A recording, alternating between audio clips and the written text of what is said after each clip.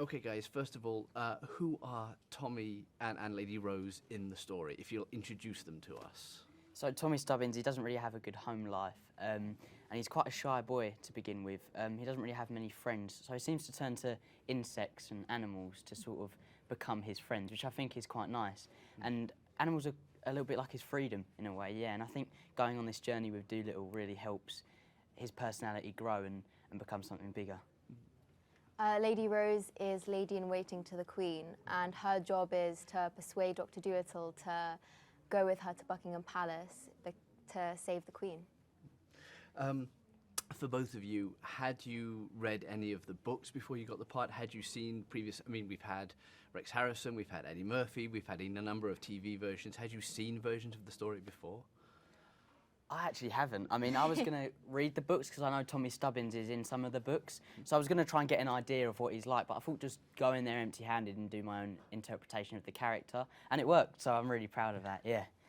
I read the Hugh Lofting books. I read one of the books just to be able to see, you know, what I'm going into. And I watched the Eddie Murphy film after we finished filming because they're obviously very different. Obviously, it's a film.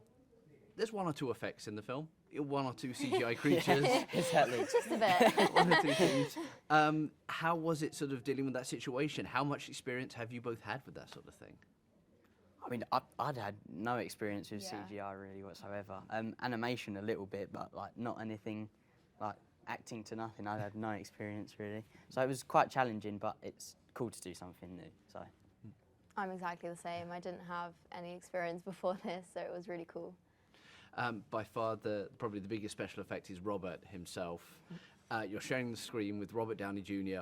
What is that experience like for, you know, younger actors who are sort of starting their careers, going up in their careers? How is it just sharing the screen with him?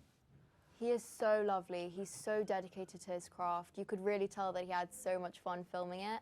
And he really made sure that Harry and I felt comfortable and that we knew what we were doing and that we were happy, which, you know, we really appreciate. And yeah, it was just so much fun to be with. It's amazing to like be in a movie with an icon, and it's amazing to see that. And like Kumail said, he's lovely. He's like a friend to both of us, which is really nice. Going back to the annals for a second, I know there were physical representations on set. There were people puppeteering. There were people physically performing things like Yoshi the polar bear. What was that experience like? Was it surreal for you? Yeah, I think it was quite surreal because I sort of went in there. I didn't really know what to expect, and going in there, I thought it was going to be easy, like acting to nothing, because that's sort of what my job is. But it wasn't, because I've got to think of the height of the animal, the way it moves and everything. So it's quite challenging. But yeah, I think it's nice to see the end product and how nothing is becoming something. Yeah, exactly the same with me. There was one scene where I had to talk to like a stick spider, and it was literally just like a green dot, which is so funny. But it was such a great experience. And again, like Harry said, it was so beautiful to see at the beginning how it was just a rough animation to now how much it's developed. So. How was it working with Stephen as a director? I know this was a little bit his first time working with sort of more of a family film. He'd done a lot of dramas, a lot of thrillers before. What was he like as a director for you guys? It was so much fun working with him. He's a perfectionist like me, so yeah. Definitely, I mean, after every single scene, I mean, I would always run up to my mum and be like, was that okay? Should I have done that better? But it was fine because Stephen really made sure that we'd be able to like do it to the best of our abilities. And so, yeah, and he had faith in us from the very beginning. I mean, obviously we hadn't had much experience before this film, so the fact that he was able to really believe in us really means so much. What are you hoping people take away from the movie? I mean, it's a movie that has messages. It doesn't try and sort of really drive them into the ground, but it has messages, it has themes. What are you hoping people, you know, going to the movie take away from it? I think just have as much fun as you can as soon as you walk into those doors. Just enjoy it as much as you can. It's something that's magical and different in a way. Even though we've seen it before, it's so much different to the previous ones. I think just go and have as much fun with it as possibly as you can. Bring as much people as you want, and I think it's really cool. Yeah, I mean, this film is really for all ages. It's a family film, and you really feel like you're going on an adventure. And this film, I think, it's a lot about acceptance, you know, especially with Stubbins and Dolittle. It's learning to be able to accept yourself and appreciate yourself for who you are and appreciate others as well, which I think is such a beautiful message.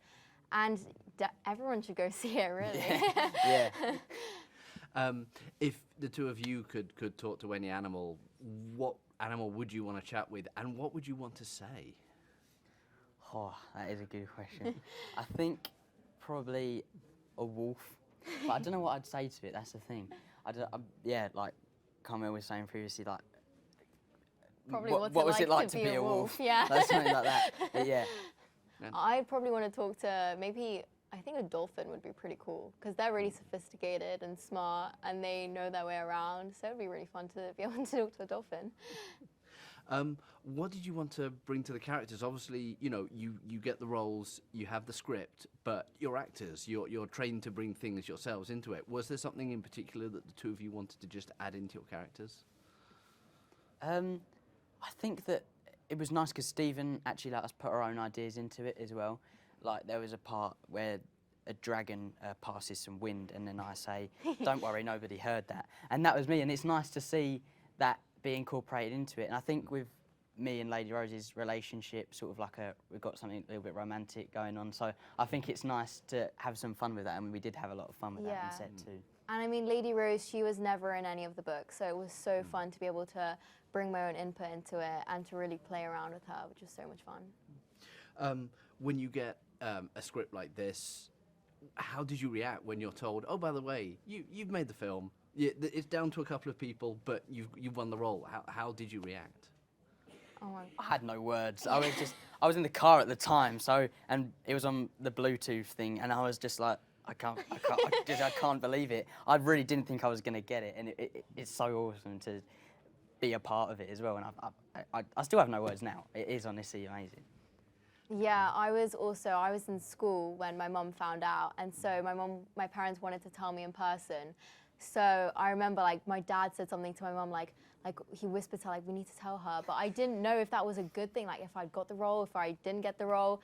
So I was like, okay. And so we all went in, and my parents were like really trying to like drag it on, be like, so, you know, you worked so hard on this film, and yeah, and you got the role. And I was in just complete shock. I couldn't believe it. I was so happy. We all just started crying. Yeah, it was so much fun.